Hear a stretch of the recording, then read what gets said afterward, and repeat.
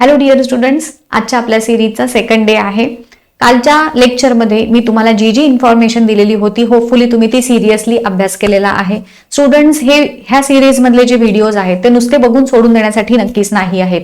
या व्हिडिओजवरती बेस्ड काही questions MCQ फॉर्मॅटमध्ये जसे तुम्हाला ह्या एक्झाममध्ये विचारले जातात तसे क्वेश्चन्स मी माझ्या टेलिग्राम चॅनलवरती अपलोड करणार आहे. त्याची आन्सर की सुद्धा नंतर तुम्हाला देणार आहे.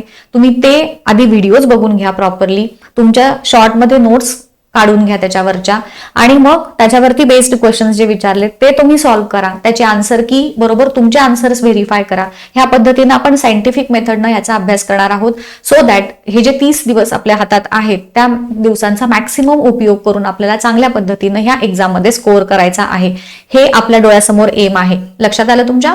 सो आपला हा पार्ट चालू होता सेल्युलर लेवल ऑर्गनायझेशन. ह्याच्यामधला नेक्स्ट पार्ट किंवा नेक्स्ट जो ऑर्गॅनल आहे दॅट इज न्यूक्लियस. जसं की तुम्हाला माहित आहे प्रत्येक सेल मधला इम्पॉर्टंट ऑर्गॅनल आहे हा न्यूक्लियस, जो सगळ्या सेल्समध्ये ऑलमोस्ट असतोच. काही अपवाद आहेत सेल्स तुम्हाला पण माहित आहेत. आपल्या ह्युमन मधल्या रेड ब्लड सेल्स असतील किंवा प्लांट्स मधल्या जे सीव ट्यूब्स असतील ह्याच्यामध्ये जर सोडलं तर बाकी सगळ्या सेल्समध्ये न्यूक्लियस हे प्रेझेंट असतं. त्याचं रिझन आपण नंतर बघूयातच. मोस्टली सिंगल न्यूक्लियस असतं, युनिन्यूक्लिएटेड सेल्स असतात, परंतु काही सेल्स जसं की मसल सेल्स असतील किंवा फंगस मधल्या सेल्स यांच्यामध्ये मात्र एकापेक्षा जास्त न्यूक्लियस हे असतात. This is the diagram which is showing the structure of nucleus. जसं तुम्हाला इथं दिसतात हे न्यूक्लिअर पोअर्स आहेत. न्यूक्लियसमध्ये हे जे क्रोमॅटिन फायबर्स आहेत, न्यूक्लिअर पोअरचं काम काय आहे तर सबस्टन्सेस जे आहेत न्यूक्लियसच्या इनसाइड आणि आउटसाइड सबस्टन्सेसची मुवमेंट होण्यासाठी ह्या न्यूक्लिअर पोर्सची हेल्प होते. क्रोमॅटिन फायबर जे आहेत तेच पुढे सेल डिव्हिजनच्या वेळेस कंडेन्स होतात आणि त्यांच्यापासून क्रोमोझोम फॉर्म होतात. न्यूक्लिओलस हा न्यूक्लियसचा सेंटर आहे. न्यूक्लिओप्लाझम सेलचं जसं सायटोप्लाझम असतं तसं न्यूक्लियसचं न्यूक्लिओप्लाझम आहे. आणि न्यूक्लिअर एन्व्हलप म्हणजेच त्याचं जे आउटर मेम्ब्रेन आहे ज्याला आपण न्यूक्लिअर मेम्ब्रेन असं देखील म्हणू शकतो. वन बाय वन हे सगळे स्ट्रक्चर्स काय आहेत, कसे बनलेले आहेत, त्याचं फंक्शन काय आहे. न्यूक्लिअर मेम्ब्रेन जसं तुम्हाला आता सांगितलं डबल लेअर्ड आहे. त्या दोघांच्या मधली स्पेस जी आहे आउटर लेअर आणि इनर ह्याच्यामधली, तर त्या मधली काय म्हणत दोन मेम्ब्रेन मधली इंटर मेम्ब्रेनस स्पेस हे देखील असतं. त्यानंतर हे जे आहे nuclear membrane it separates the nucleus from the cytoplasm. जसं की तुम्हाला माहित आहे ह्या डायग्राम मध्ये जर दाखवलं तर ऍक्च्युली ही अशी सेल असेल असं इमॅजिन करा. सो ह्या सेलचे जे सायटोप्लाझमचा हा जो पार्ट आहे त्याच्यापासून न्यूक्लियसला सेपरेट करण्याचं काम हे ह्या न्यूक्लिअर मेम्ब्रेनचं असतं. ठीक आहे. न्यूक्लिअर मेम्ब्रेन बनलेला आहे लिपिड्स आणि प्रोटीन्स किंवा ज्याला आपण लिपोप्रोटीन्स असं देखील म्हणतो. ह्या न्यूक्लिअर मेम्ब्रेनवरती असणारे जे न्यूक्लिअर पोअर्स आहेत जसं तुम्हाला मी आता सांगितलं एक्सचेंज ऑफ मटेरियलसाठी त्यांचा यूज होतो. न्यूक्लिओप्लाझम म्हणजे सेलच्या सायटोप्लाझम सारखं स्ट्रक्चर आहे. ह्याचं स्ट्रक्चर ट्रान्सपरंट किंवा हे कशा पद्धतीचं असतं तर ट्रान्सपरंट आहे, डेन्स आणि ग्राउंड सबस्टन्स. डेन्स ग्राउंड म्हणजे काय? ग्राउंड म्हणजे ज्याच्यामध्ये सगळे पार्ट्स एम्बेडेड असतात. जसं की इमॅजिन करा कस्टर्ड असेल तर त्या कस्टर्डमध्ये कसे ड्रायफ्रुट्स आपण टाकल्यानंतर तो जो कस्टर्डचा पार्ट हा कसा ग्राउंड सबस्टन्स, हा तसं इमॅजिन करा की ह्या ग्राउंड सबस्टन्समध्ये बाकीचे ऑर्गॅनल्स किंवा बाकीचे पार्ट्स हे एम्बेडेड असतात. या न्यूक्लिओप्लाझम मध्येच क्रोमॅटिन फायबर्स असतात आणि ह्या न्यूक्लिओप्लाझमच्या भोवती असतं न्यूक्लिअर मेम्ब्रेन. हे एवढं स्ट्रक्चर झालं. देन कम्स न्यूक्लिओलस जो न्यूक्लियसचा सेंटर आहे. हे देखील नॉर्मली एक असतात, सिंगल न्यूक्लिओलस असतं, बट काही सेल्समध्ये एकापेक्षाही जास्त न्यूक्लिओलस हे असू शकतात. हे ह्याच्या भोवती मात्र न्यूक्लिअर किंवा न्यूक्लिओलर मेम्ब्रेन, जसं आपण न्यूक्लियसच्या भोवतीनं न्यूक्लिअर मेम्ब्रेन बघितलं होतं, ह्या न्यूक्लियसच्या भोवतीनं कसं हे मेम्ब्रेन आपण बघितलेलं होतं तसं न्यूक्लिओलसच्या भोवतीनं मात्र कुठल्याही प्रकारचं मेम्ब्रेन नाही. जस्ट हे एक मास असेल. ठीक आहे.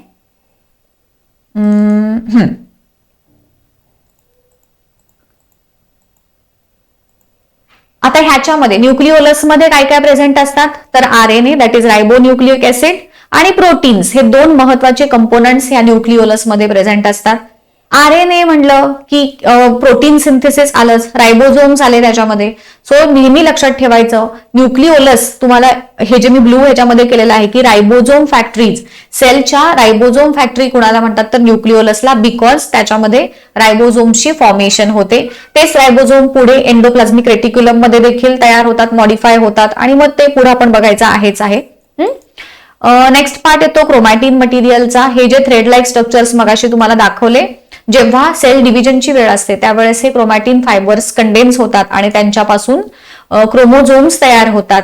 ह्यांच्यामध्ये डीएनए प्रेझेंट असतो क्रोमॅटिन फायबर्स किंवा क्रोमोझोम्स मध्ये. डीएनए हे काय आहे तर माहितीच आहे तुम्हाला की हेरिडिटरी इन्फॉर्मेशन एका जनरेशन कडून नेक्स्ट जनरेशन कडे ट्रान्सफर करण्यासाठीचे जे महत्वाचे स्ट्रक्चर्स आहेत ते आहेत आपले डीएनए. आता हे तुम्हाला सांगितलंच मी आता की क्रोमोझोम्स तयार होतात. ह्या क्रोमोझोम्स मध्ये डीएनए झालं. ह्या डीएनएचे जे फ्रॅगमेंट्स आहेत त्यांना आपण जीन्स म्हणतो. ह्याच्यामध्ये एक सिक्वेन्स जो सांगता येईल आपल्याला की क्रोमॅटिन फायबर्स, त्यांच्यापासून पुढे क्रोमोझोम्स, क्रोमोझोम्स पासून त्याच्यामध्ये असतो डीएनए आणि डीएनए मधले जे हा डीएनए झाला आणि ह्याच्यामधला न्यूक्लिक नायट्रोजन बेसेसचा जो सिक्वेन्स आहे, आपल्याला पुढे जाऊन डीएनएचं स्ट्रक्चर देखील पुढच्या चॅप्टरमध्ये डिटेल शिकायचं आहेच, डोंट वरी. सो हा जो एक नायट्रोजन बेसेसचा सिक्वेन्स आहे त्याला जीन्स म्हणतो आपण. सो हा झाला की जे ऍक्च्युली बघा, हे वर्ड महत्वाचं आहे. Again fundamental physical and functional unit of heredity, 1 मार्कचे जे क्वेश्चन्स तुम्हाला विचारले जातात तर जीन्स हे काय आहेत, fundamental physical and functional units of heredity, हे विसरू नका. नॉर्मली डीएनए किंवा क्रोमोझोम असं विचारलं जाईल, 4 ऑप्शन्स असतील, डीएनए, क्रोमोझोम, जीन्स वगैरे विचारलं जाईल, तर त्याच्यामध्ये तुम्ही जीन्स ना जास्त, कारण सगळ्यांना डीएनए पण वाटू शकतं बऱ्याच लोकांना, क्रोमोझोम्स मध्ये पण आपण म्हणू शकतो, बट असे 3 जेव्हा ऑप्शन्स असतात त्यावेळेस आपण ऑप्शन चूज करणार आहोत जीन्सचा. ठीक आहे. न्यूक्लियसचं फंक्शन काय आहे तर सगळ्या सेलच्या मेटाबॉलिक ऍक्टिव्हिटीज कंट्रोल करतं. त्यानंतर ग्रोथ ऑफ द सेल साठी रिस्पॉन्सिबल असतं. प्रोटीन सिंथेसिस आहे. त्यानंतर रायबोझोमची फॉर्मेशन, जसं तुम्हाला मी मगाशी सांगितलं, रायबोझोम फॅक्टरी म्हटलं जातं न्यूक्लिओलसला. सेल सायकल म्हणजे सेलची एक फेजेस असतात ना सेलच्या ग्रोथच्या, सेल सायकल तीही आपल्याला पुढे जाऊन शिकायची आहे, तर ती देखील रेग्युलेट करण्याचं काम हे ह्या न्यूक्लियसचं असतं. त्यानंतर it is concern with the transmission of hereditary characters from 1 to next generation, हे त्याचे काही महत्वाचे फंक्शन्स आहेत. नेक्स्ट आपला ऑर्गॅनल आहे दॅट इज एंडोप्लाझ्मिक रेटिक्युलम. या एंडोप्लाझ्मिक रेटिक्युलमची डिस्कव्हरी केली होती गार्नियर नावाच्या सायंटिस्टनी. गार्नियर म्हटलं की तुम्हाला शॅम्पूज वगैरे आठवतील. लक्षात ठेवा, म्हणजे लक्षात ठेवायला अशा पण टेक्निक्स युजफुल ठरतात. एंडोप्लाझ्मिक रेटिक्युलमची डिस्कव्हरी केली होती गार्नियर नावाच्या सायंटिस्टनी. त्यांनी पहिल्यांदा ह्याला नाव दिलं होतं अर्गॅस्टोप्लाझम. गार्नियरनी जेव्हा ह्या endoplasmic reticulum that is ER, मी ER म्हणेन ची डिस्कव्हरी केलेली होती, तेव्हा त्याला त्यांनी सुरुवातीला काय नाव दिलं होतं, अर्गॅस्टोप्लाझम. आणि मग त्याच्यानंतर पोर्टर नावाच्या सायंटिस्टनी ह्याला रेटिक्युलम असं नाव दिलं. आणि इंटरनल स्ट्रक्चर मध्ये आहे म्हणून त्याला एंडोप्लाझ्मिक असं म्हटलं. राईट. आता ह्याचे डायमेन्शन्स बघूयात काय आहेत. तर हे एंडोप्लाझ्मिक रेटिक्युलमची जी थिकनेस आहे, त्याचे जे मेम्ब्रेन्स आहेत, 5 नॅनोमीटर टू 8 नॅनोमीटर एवढी त्याची थिकनेस आहे. ल्युमेन, आता ल्युमेन म्हणजे काय तर आपला जो ER आहे, ह्या ER मधली ही जी आतली जागा असते की नाही, दिस इज सपोज एंडोप्लाझ्मिक रेटिक्युलम, तर त्याच्या आतली ही जागा त्याला म्हणायचं ल्युमेन. ल्युमेन किंवा ह्यालाच आपण कॅव्हिटी असं देखील म्हणू शकतो. तर त्याची विड्थ किती आहे, 20 नॅनोमीटर टू 30 नॅनोमीटर. आणि स्मूथ म्हणजे रफ एंडोप्लाझ्मिक रेटिक्युलमची, वेर स्मूथ एंडोप्लाझ्मिक रेटिक्युलमच्या ल्युमेनची लेंथ जी आहे ती अजून थोडीशी जास्त आहे, दॅट इज 30 टू 60 नॅनोमीटर. म्हणजेच ल्युमेन म्हणजेच जी रिकामी जागा आहे, स्पेस आहे, RER ची छोटीशी आहे आणि SER ची दॅट इज स्मूथ एंडोप्लाझ्मिक रेटिक्युलमची जास्त आहे. RER SER काय आहे ते पण बघूयात पुढे. ऍक्च्युली आता सगळ्यात आधी त्याचं लोकेशन बघूयात कुठं असतात. तर जसं की डायग्राम आपण काढतो, हे न्यूक्लियस जेव्हा दाखवतो आपण, तर न्यूक्लियसला अटॅच्ड हा एंडोप्लाझ्मिक रेटिक्युलम या पद्धतीने दाखवायचा. So it is continuous with plasma membrane outside आणि न्यूक्लिअर मेम्ब्रेन इनसाइड. बाहेरच्या बाजूनं प्लाझ्मा मेम्ब्रेन पर्यंत त्याची कंटिन्युटी असू शकते आणि आतल्या बाजूनं ते न्यूक्लिअर मेम्ब्रेन पाशी, म्हणजे nuclear membrane to plasma membrane असं त्याची एक्सटेंड हा झालेला असू शकतो. असतोच असं नाही, असू शकतो. ठीक आहे, हे त्याची डायग्राम. हा न्यूक्लियस मगाशी जसा आपण दाखवला होता आणि हे ह्या पद्धतीनं तुम्ही डायग्राम दाखवायच्या. ह्या एंडोप्लाझ्मिक रेटिक्युलमचे 3 मेन पार्ट्स असतात. एक सिस्टर्नी, दुसरा वेसिकल्स आणि तिसरा ट्युब्युल्स. काय आहेत, कसे असतात, हे 2 बघत. आता इथं तुम्हाला 2 प्रकार पण दिसतील. ज्या एंडोप्लाझ्मिक रेटिक्युलमच्या सरफेसवरती रायबोझोम्स अटॅच असतात ते RER, आणि ज्यांच्या सरफेसवरती रायबोझोम अटॅच नसतात ते SER. पुढे बघणारच आहोत आपण. बघा, जसं तुम्हाला सांगितलं, फ्लुइड फिल्ड इंटरकनेक्टिंग ट्युब्युल्स असतात ह्याच्यामध्ये. त्याचे जे ल्युमेन आहे, त्याची जी आतली कॅव्हिटी आहे, त्याच्यामध्ये केमिकल असतात, फ्लुइड्स असतात, आणि त्या जे स्ट्रक्चर्स आहेत त्यांना आपण ट्युब्युल्स म्हटलं. ट्युब्युलर आहे, डबल वॉल्ड आहेत. नॉर्मली आपला एक लायझोझोम जर हे केला तर ऑलमोस्ट आपले सगळे सेल ऑर्गॅनल्स हे डबल मेम्ब्रेन बाउंड आहेत. ठीक आहे, ह्याच्यामधली जी जागा आहे, जे ल्युमेन म्हटलं त्यालाच मॅट्रिक्स हा देखील एक वर्ड वापरलेला आहे. आता ह्याच्यामध्ये जे 3 स्ट्रक्चर जसं तुम्हाला मी आता सांगितलं, सिस्टर्नी, ट्युब्युल्स आणि व्हेसिकल्स. मग हे सिस्टर्नी काय आहेत, ट्युब्युल काय आहेत आणि व्हेसिकल्स काय आहेत? व्हेसिकल्स आहेत सॅक लाईक, सिस्टर्नी आहेत पॅरलली अरेंज्ड, आणि ट्युब्युल्स आहेत लोब्ड स्ट्रक्चर्स. हे एक लक्षात ठेवायचं बरं काय. सॅक लाईक वेसिकल, सिस्टर्नी आहेत पॅरलली अरेंज्ड, फ्लॅट आहेत, आणि ट्युब्युल्स ज्या आहेत ते लोब्ड. लोब म्हणजे त्याला असेच जसं की, एक मिनिट, ह्या डायग्राम मध्ये तुम्हाला दिसेल, हे जे दिसतात ह्याला म्हणायचं लोब्ड स्ट्रक्चर. लोब्स म्हणजे छोटे छोटे कंपार्टमेंट सारखे स्ट्रक्चर्स याच्यामध्ये आहेत. ओके, ट्युब्युल्स हे 3 पार्ट झाले, सिस्टर्नी, ट्युब्युल्स, वेसिकल्स. आता ह्याचे 2 टाइप्स जसं मी तुम्हाला आता सांगितलं, रफ ER आणि स्मूथ ER. ज्याच्या सरफेसवरती रायबोझोम अटॅच असतो तो रफ, ज्याच्या सरफेसवरती रायबोझोम अटॅच नसतो तो स्मूथ ER. आता हे RER मध्ये मेनली असतात सिस्टर्नी आणि ट्युब्युल्स, आणि SER मध्ये असतात व्हेसिकल्स आणि ट्युब्युल्स. हे लक्षात ठेवा, कन्फ्युजिंग आहे. RER मध्ये सिस्टर्नी ट्युब्युल, SER मध्ये व्हेसिकल आणि ट्युब्युल. आलं लक्षात? पुढचा फंक्शन्स, जसं की आता तुम्ही बघितलं, supportive framework, plasma membrane to nuclear membrane पर्यंत कंटिन्युअस त्याचा एक्सटेंड झालेला असू शकतो. So it is considered as the supportive framework of the sale.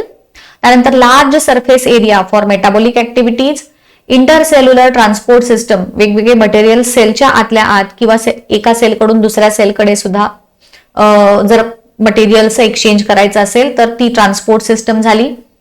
त्या 2 जे त्याचे टाइप्स सांगितले तुम्हाला, RER आणि SER, याच्यापैकी RERच्या सरफेसवरती रायबोझोम अटॅच आहेत, आणि रायबोझोम म्हणलं की प्रोटीन आला, हे लक्षात ठेवा. आणि स्मूथ आहे ज्याच्या सरफेसवरती रायबोझोम नाही, ते लिपिड सिंथेसिस साठी युजफुल आहेत.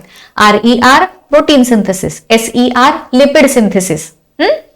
आणि दुसरं महत्वाचं फंक्शन की लिव्हर सेल मधले जे स्मूथ एंडोप्लाझ्मिक रेटिक्युलमच्या सेल्स आहेत त्या डिटॉक्सिफिकेशन, म्हणजेच आपल्या बॉडीमध्ये जे टॉक्झिन्स येतात, कुठून येतात तर जे आपण जे फूड थ्रू किंवा काही केमिकल्स आपल्या बॉडीमध्ये जातील, औषधं जी काही असतात, तर ह्याचे हार्मफुल इफेक्ट्स आपल्या बॉडीवरती होत असतात. सो ते टॉक्झिन्स आपल्या बॉडीमधून बाहेर काढण्याचं महत्वाचं काम असतं लिव्हरचं. आणि मग त्या लिव्हर मधले हे SER त्याच्यासाठी हेल्प करतात.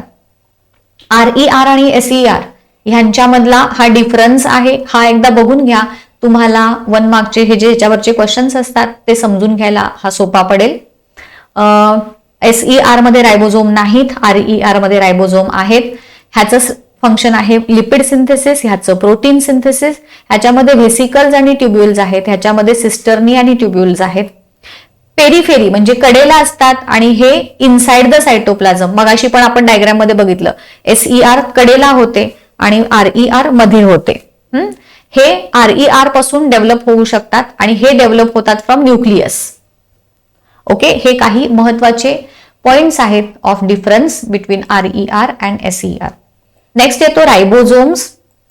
आपल्या बॉडीमध्ये हे जे रायबोझोम्स कुठं कुठं प्रेझेंट असतात तर सेलचे जे सायटोप्लाझम मध्ये पण आहेत. बघा आता कुठे कुठे सांगते तुम्हाला ह्याची डिस्कवरी पहिल्यांदा बघूयात. American biologist Christian Duve, Albert Claude and George Emil Palade, म्हणजे ड्युवे, क्लॉड आणि पॅलाडे ह्यांनी मिळून ह्या रायबोझोमची डिस्कवरी केली इन द इयर 1974. त्याचा साईज किती आहे तर dense spherical granule like particle, छोटे छोटे छोटे ग्रॅन्युल लाईक पार्टिकल्स आहेत, ज्याचा साईज आहे 150 to 250 अँगस्ट्रॉम युनिट. ह्याला अँगस्ट्रॉम युनिट असं म्हणतात. एक अँगस्ट्रॉम युनिटची व्हॅल्यू किती आहे 10 raised to -10 metre. 1 angstrom unit is equal to 10 into 10 raised to -10 metre, एवढी त्याची डायमेन्शन किंवा एक ह्याची अँगस्ट्रॉम युनिटची व्हॅल्यू असते. ऑकरन्स कुठे कुठे असतात जसं तुम्हाला आता सांगितलं, प्रोकॅरियोटिक युकॅरियोटिक दोन्ही सेल्स मध्ये असतात. प्रोकॅरियोटिक सेल्स मध्ये सायटोप्लाझम मध्ये असतात. युकॅरियोटिक सेल मध्ये कुठं कुठं असतात बघा, मॅट्रिक्स म्हणजे सायटोप्लाझम मध्ये आहेत, RER ला अटॅच असतात, न्यूक्लियर एन्व्हलप मध्ये असतात, मायटोकॉन्ड्रिया मध्ये असतात आणि प्लास्टिड्स मध्ये असतात. एवढ्या ठिकाणी हे युकॅरियोटिक सेल्स मध्ये हा रायबोझोम प्रेझेंट असतो. न्यूक्लियस मध्ये मगाशी नाही का तुम्हाला सांगितलं, न्यूक्लिओलसला रायबोझोम फॅक्टरी म्हणतात. So it is synthesised in nucleolus. दोन टाइप्स. आता सेडिमेंटेशन कोइफिशियंट. सेडिमेंटेशन कोइफिशियंट म्हणजे काय तर त्याचं जेव्हा सेंट्रिफ्युगेशन आपण करतो तेव्हा ते सेटल होण्याचा जो टाइम पिरियड असतो त्याच्यावरती हे रायबोझोम दोन प्रकारचे असतात. एक म्हणजे 70S आणि दुसरा म्हणजे 80S रायबोझोम्स. सेडिमेंटेशन कोइफिशियंट म्हणजेच काय, सेटल होण्याचा जो टाइम पिरियड लागतो त्यांना. तर त्यापैकी जे प्रोकॅरियोटिक सेलमध्ये असतात ते असतात 70S आणि युकॅरियोटिक सेलमध्ये जे असतात ते असतात 80S ribosome. Prokaryotic cell, mitochondria, plastid ह्यांच्यामध्ये जो असतो म्हणजे थोडक्यात आपल्यामध्ये जो असतो तो 70S रायबोझोम आणि युकॅरियोटिक सेल फक्त किंगडम मोनेरामध्ये प्रोकॅरियोटिक सेलमध्ये झाला आणि युकॅरियोटिक ह्या आपल्या बॉडीमध्ये जे असतो तो येतो 80S प्रकारचा रायबोझोम. 70S चे परत दोन सब युनिट्स असतात, 50S आणि 30S आणि 80S रायबोझोम जो आहे त्याचे परत दोन सब युनिट्स असतात, 60S आणि 40S. ऍक्च्युली हे तुम्ही म्हणाल 5 आणि 3 म्हणजे 50 + 30 80 होतात.